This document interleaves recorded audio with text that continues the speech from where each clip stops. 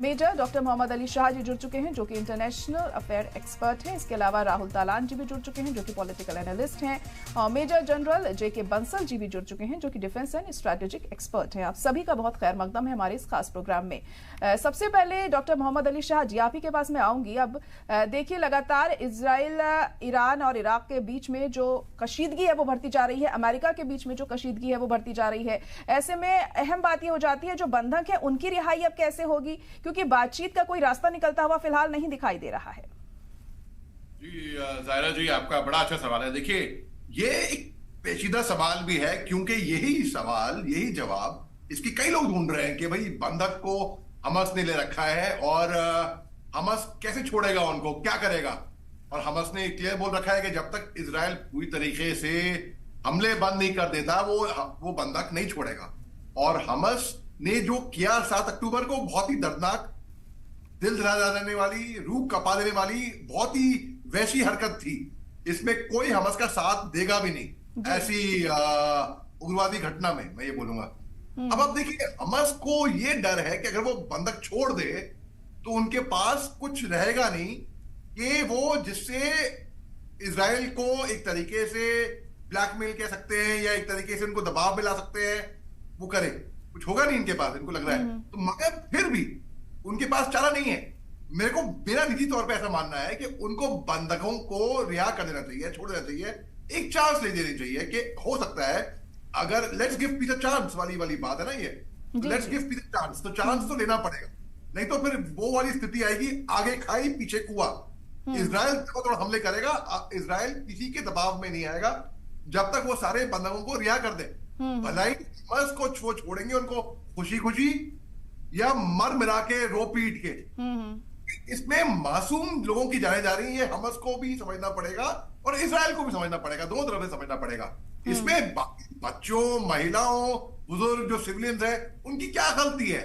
उनकी गलती केवल यही है कि हमास ने 7 तारीख को जो दरिंदगी वाले वहशतगर्दी हमले करे, ये उनकी गलती है। या वो वहां पे, उनकी पैदाइश वहां पे हुई, ये गलती है। तो इजराइल और हमास दोनों को ये समझना पड़ेगा, यहां पर अब बंधकों को कैसे रिहा किया जाएगा। जहां पे 10 दिसंबर की घटना है, 10 दिसंबर को इजराइल ने खुद अपने 3 इजरायली बंदी खुद फ्रेंडली फायर में मारे थे, कि उनको लगा कि ये हमास के एक ट्रैप है, और वो करीब आए बिना शर्ट के, सफेद झंडा लगा के। यानी कि आप इससे इजराइल का आक्रोश, उनका गुस्सा, उनका जोश आप समझ सकते हैं। तो तभी हमको कॉल में दिखाया जाता है कि कार्रवाई जोश से नहीं, होश से भी। जोश तो जरूरी है ही है, इसमें तो कोई शक की बात है ही नहीं, लेकिन साथ में होश। और अभी तो मैं ऐसा बोलूंगा कि इजराइल अपने होश और आवाज पूरी तरीके से भी खो बैठा है इस दबातोड़ हमले के पीछे। जी बिल्कुल। मोहम्मद अली शाह, आपको क्या लगता है, क्योंकि जो भी मदद वहां पर लोगों को पहुंचाई जा रही है वो सभी लोगों तक नहीं पहुंच रही है, और इस तरह के जो परिस्थितियां वहां पर बनी हुई हैं उनसे उबरने के लिए आखिर क्या कुछ आगे होना चाहिए? जो दूसरे मुल्क हैं वो किस तरीके से उनकी मदद करें कि सभी लोगों को मदद पहुंचे?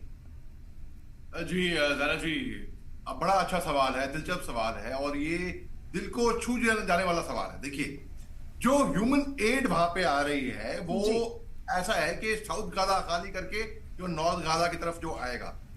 अब आप इसमें कुछ चंद एक पॉइंट्स हैं, जैसे कि अगर ह्यूमन एड आती भी है तो क्या लोगों को लगता है कि हमास एक तरीके से डकैती करके उन पे वो माल हथियार नहीं लेगा? हमास वो वहीं पे ही माल हथियार लेगा, पहली बात तो ये है। तो जो मासूम है, जो निर्दोष है, जो बेकसूर है, जो सिविलियंस है, उन तक ह्यूमैनिटेरियन एड नहीं आ पा रही है। एक वजह इसकी ये भी है। दूसरी वजह ये है कि आप देखिए, साउथ गाजा से नॉर्थ गाजा जो लोग कौन गए, ये वो लोग गए जो बिल्कुल टूट गए हो, मेंटली, फिजिकली, इमोशनली, हर तरीके से। फिजिकली जिनको चोट पहुंची हुई है, लूंगड़े, लड़े, लखड़ाते हुए, रेंगते हुए वहां तक पहुंचे, किसी तरह अपना घर खाली करके, अपने पुराने घर, जहां तक बच्चों को लेके, बुजुर्गों को लेके, अपने कंधों पे बड़े बहुत ही तकलीफ उठा के वहां पे पहुंचे, ऐसे मौसम में। तो ह्यूमैनिटेरियन एड भी एक तरीके से, अगर जहां मैं आपको एग्जांपल देता हूं ताकि हर कोई समझ ले ये बात। देखिए, एक जगह है जो पीसफुल जगह है? कोई जंग की स्थिति नहीं है, वहां पर भी कभी आपके लोकेलिटी में अगर पानी भाग गया है, परेशान हो जाएगा बंदा। जी जी। बंदा परेशान हो जाएगा, परे पानी नहीं आ रहा, बिजली नहीं आ रही, 2 दिन, केवल 2 दिन हवा टाइट हो जाएगी। आप देखिए बैटल ग्राउंड, वॉरफील्ड, ऐसी जगह जहां पे तबातोड़ हमले हो रहे हैं, पानी बिजली तो बहुत दूर की बात है, पावर तो बहुत दूर की बात है, एनर्जी तो बहुत दूर की बात है, सप्लाईज, खाना पानी, मेडिकल एड, बीमारियां तरह तरह की फैल रही हैं। और कैसे वो लोग, कैसे बेरहम हो, मतलब मेरा दिल रोता है ये सोच के, कहीं पे भी हो, वो भी रेफ्यूजीज होते हैं, कहीं पे भी हो, रेफ्यूजी कैंप में जो रहते हैं, भलाई गाजा में हो, भलाई हमारे रेफ्यूजी मणिपुर में भी, ये भी वहां पे गए हैं, कहीं पे भी हो, मेरा दिल रोता है देख के कि कैसे ये लोग रहते हैं, कैसे ये लोग सर्वाइव कर रहे हैं। और इनको मालूम भी नहीं है, अनसर्टनिटी, इनको मालूम भी नहीं है कि अगले पल में, कल तो बहुत लंबी बात कर रहा हूं मैं, कल की तो बहुत लंबी बात हुई, अगले घंटे में क्या होने वाला है। क्योंकि ऐसा ये लोग कहते भी है कि इजराइल बिना बताए एयरफोर्स से तबातोड़ हमले कर देता है, मिसाइल गिरा देता है, रॉकेट गिरा देता है, ये हमें मालूम नहीं होता, कि उनको मालूम नहीं है। और अगर क्या ऐसे में लोग उम्मीद छोड़ दें ना। देखिए हम लोग भी जब रात को सोते हैं सायरा जी, हमको कुछ गारंटी तो है नहीं कि अगले दिन सुबह उठेंगे हम, हैं अनुमान तौर पे एक पीसफुल जगह पे, यहाँ तो बैटल जोन है बेचारों के लिए। और यहाँ पे तो ये बात दोनों तरफ से समझनी होगी, हमास को भी और इजराइल को भी। जैसे आपने बिल्कुल खूब फरमाया, बिल्कुल सही फरमाया कि पिस रहा है आम आदमी बेकसूर, सिर्फ उसकी क्या गलती है। अरे गलती करे कोई और है, उसकी सजा मिले किसी और को, ये कहां का इंसाफ है भाई, ये कहां का कानून है। तो बिल्कुल ये बात ठीक से समझनी पड़ेगी दोनों को, इजराइल को भी और हमास को भी। लेकिन इस पे मैं कह के ये समाप्त करूंगा, देखिए हमास जो है वो एक बैंड आउटफिट है, यूएन के तौर से, यूएस के तौर से, इजराइल के तौर से, अन्य लोगों ने इनको बैन कर रखा है, इनको टेररिस्ट का करार दे रखा है। आप बात किसे करेंगे, 2 लोग हैं, ठीक है, मैं इस बात में समझा रहा हूं ताकि आपके दर्शक ठीक से कनेक्ट कर पाए इसको। तो 2 लोग हैं, एक बदमाश है और एक सही है, डिसिप्लिन आदमी है। आप किससे बात करेंगे, बदमाश से बात करेंगे, आप डिसिप्लिन आदमी से बात करेंगे जो कानून का पालन करता हो, जो कानून संभालता हो। तो बात किससे की जाएगी, उग्रवादियों से या गवर्नमेंट से है। तो यहाँ पे मैं बोलूंगा कि गवर्नमेंट किसकी है, इजराइल की है, उग्रवादी कौन, हमास है। और हमास मैं कभी कतई नहीं, कोई नहीं इनको सपोर्ट करेगा, कोई एम्पैथी सिंपैथी भी नहीं होगी इनके लिए, क्योंकि बहुत ही दिल खराब हुआ वो देख के वीडियोस जो भी हुआ था सादा अक्टूबर को, बहुत दिल खराब हुआ। तो आप देखिए, तो बात किसे की जाएगी, समझदार आदमी से। समझदार कौन है, समझदार गवर्नमेंट हुई बस जी। लेकिन जाहिर तौर पर बात तो वही है ना कि गवर्नमेंट अब बात सुन नहीं रही है ना किसी की, इजराइल भी किसी की बात नहीं सुन रहा है यहाँ पे, और अमेरिका का सपोर्ट उसे मिला हुआ है। यही वजह है कि वो दूसरे मुल्क लगातार जंगबंदी की कोशिश कर रहे हैं, लेकिन इजराइल कोई भी बात मानने को यहाँ पर तैयार नहीं है। मोहम्मद अली शाह जी, तो अब जैसे हम देख रहे हैं कि हूतियों के जो हमले हैं रेड सी पर वो भी लगातार हो रहे हैं, और अमेरिका ये बात कह रहा है कि हूतियों की तरफ से हमले किए जा रहे हैं, लेकिन अमेरिका हूतियों पर हावी होने में कामयाब यहाँ पर नहीं हो पा रहा है कहीं ना कहीं देखा जाए तो। हालांकि हूती इतने ज्यादा ताकतवर भी नहीं है और अमेरिका तो देखिए सुप्रीम पावर है। तो किस तरीके से ये जो पूरे हालात हैं इसको समझा जाए, आखिर क्यों अमेरिका उन पर हावी नहीं हो पा रहा है जबकि इतनी ज्यादा ताकतवर अमेरिका को माना जाता है। ये सवाल बहुत लोगों के दिमाग में भी होगा। देखिए बात ऐसी है कि ईरान ने पनाह दी है हूतियों को, जो कि यमन में एक प्रॉब्लम एक तरीके से हो गया है, हूती रिबेल्स। ईरान ने पनाह दी है हमास को। ईरान ने अब ईरान पे भारी वही पड़ा है। देखिए 2 जनवरी 2020 को जनरल कासिम सुलेमानी का असैसिनेशन हुआ था बागदाद में, इराक की राजधानी में, जो कि यूएस ने एक ड्रोन स्ट्राइक से किया था। अब उसी डेथ एनिवर्सरी पे इनके मदार के पास में दोबारा एक ट्विन हमले हुए थे 15-15 मिनट की गैप में, जहां पे तकरीबन मैं बोलूंगा मोटे मोटे तौर पे 100 लोग की मरने की खबर आई थी और बहुत से लोग घायल हुए थे। तो आशंका ये लगाई जा रही थी, तब हिजबुल्लाह ने भी बोला कि भाई जिसने भी किया है बख्शे नहीं।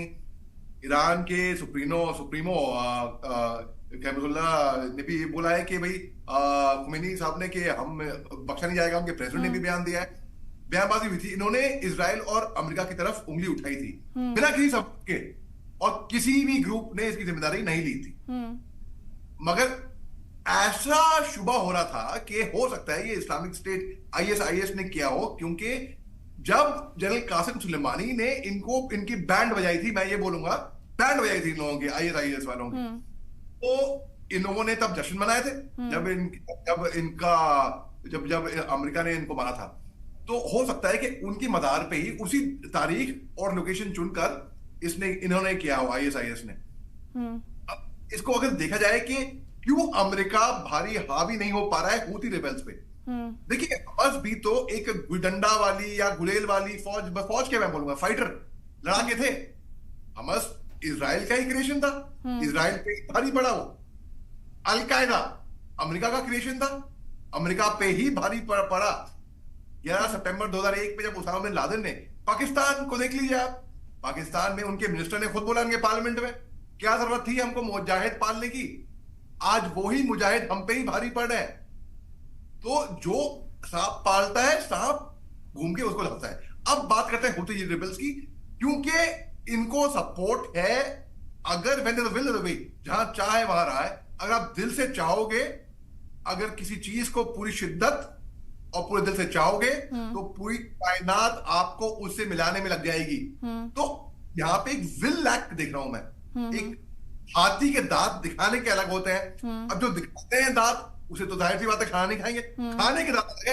अब वो खराब होंगे तो वो तो नहीं दिखाएंगे, आप अच्छे वाले दांत दिखाएंगे। जी। तो कहीं ना कहीं मैं इसमें अमेरिका का भी विल कहीं ना कहीं लैक कर रहा है, ऐसे में देख रहा हूं मैं। ऐसा नहीं है कि बड़ी सुपर पावर है, उस पे आके कोई भी गुंडे मवाली या कहीं पे भी कोई उन पे भारी पड़ जाए। तो एक तरीके से विल की भी कमी मैं देख रहा हूं। जी बिल्कुल, और कहीं ना कहीं अमेरिका कहता कुछ है करता कुछ है, और हर बार ये बात साफ भी हो जाती है। मोहम्मद अली शाह जी, आपको क्या लग रहा है कि हिंदुस्तान की अगर हम बात करें तो उस पर कितना असर देखने को मिल सकता है इस जंग का? क्योंकि कारोबार पर भी जो रेड सी पर हमले हो रहे हैं उससे इफेक्ट हो रहा है, उससे महंगाई भी बढ़ रही है। तो हिंदुस्तान के नजरिए से किस तरीके से समझा जाए? बहुत ही पर्टिनेंट सवाल है सारे हिंदुस्तानियों के लिए। देखिए अक्सर क्या होता है कि हम बाजार से जा रहे होते हैं, गुजर रहे होते हैं, और हम झगड़ा दिखते हैं, हम गुजर जाते हैं वहां से कि अरे हमें क्या लेना देना है इससे, हम क्यों उसमें पड़े, और हम निकल जाते हैं। और कई बार ऐसा होता है जब बाद में मालूम पड़ता है अरे वो तो आपके नोन थे, आपके जाने वाले थे। ऐसा भी होता है, तो आप अफेक्टेड होते हैं। ठीक उसी तरीके से मैं ये समझाने के लिए बोला कि अगर जो जैसे रूस और यूक्रेन का जंग हुआ, हमने बड़ा न्यूट्रल पक्ष रखा हमने, और जो कि बड़ा अच्छा किया, क्योंकि हिंदुस्तान की फॉरेन पॉलिसी बहुत ही अव्वल दर्जे की है। तो इसमें पेरिफेरली नुकसान बाकी लोगों को भी होगा। जैसे कि इकोनॉमी डाउन होगी, जैसे इकोनॉमी डाउन होगी, डिप्लोमेटिक, जैसे हम हिंदुस्तान 2 स्टेट सोल्यूशन का पक्ष हमेशा हमने रखा है, न्यूट्रल से मैं बोलूंगा। तो हमने भला ही लोग कैसे भी इसको मिसइंटरप्रेट करेंगे, हम इजराइल को सपोर्ट कर रहे हैं, इसमें से कुछ लोग वोट पैलेस्टीन को सपोर्ट कर रहे हैं, हम इंसानियत को सपोर्ट करते हैं भैया, हिंदुस्तानी। ये हमारी खास बात है।